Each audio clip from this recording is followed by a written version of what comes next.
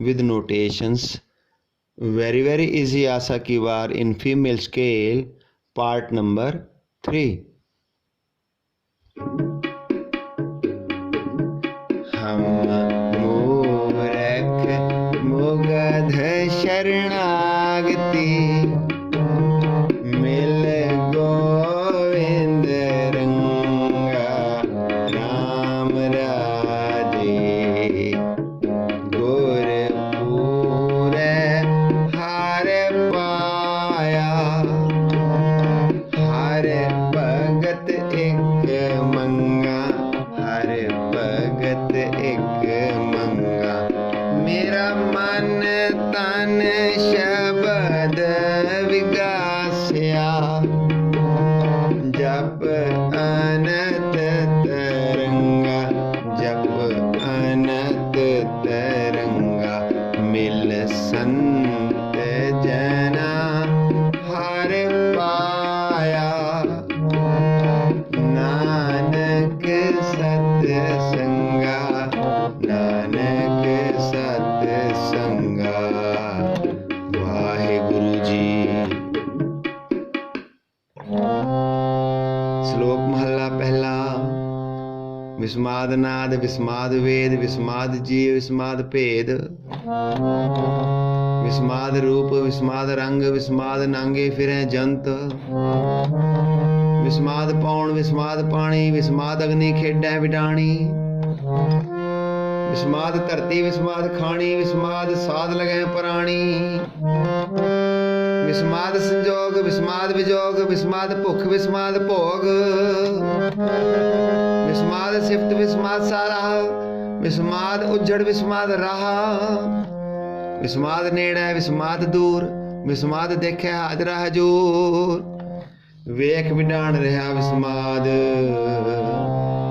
नानक बुझण पूरा भाग। महला पहला।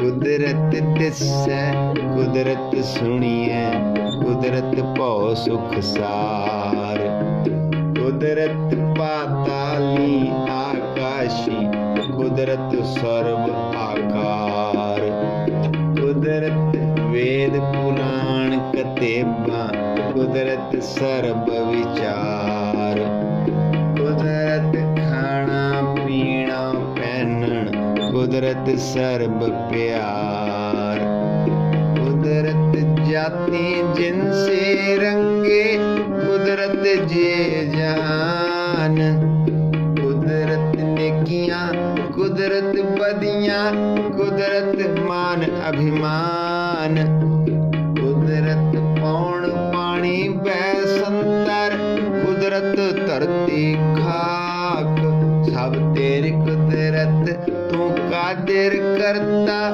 बाकी नाई पाक नानक हुक्मे अंदर वेखे वर्ते ताको ताक पौड़ी आपी ने भोग भोग के होए पसमण पौर सिधाया वड्डा होआ दुनीदार गल संगल कत चलाया अग्गे करनी कीरत वाचिया पहले खा कर समझाया थाओ न होवी पाउंदी हुण सुनिए क्या रुआया मन अंधे जन्म गवाया मन अंधे जन्म गवाया।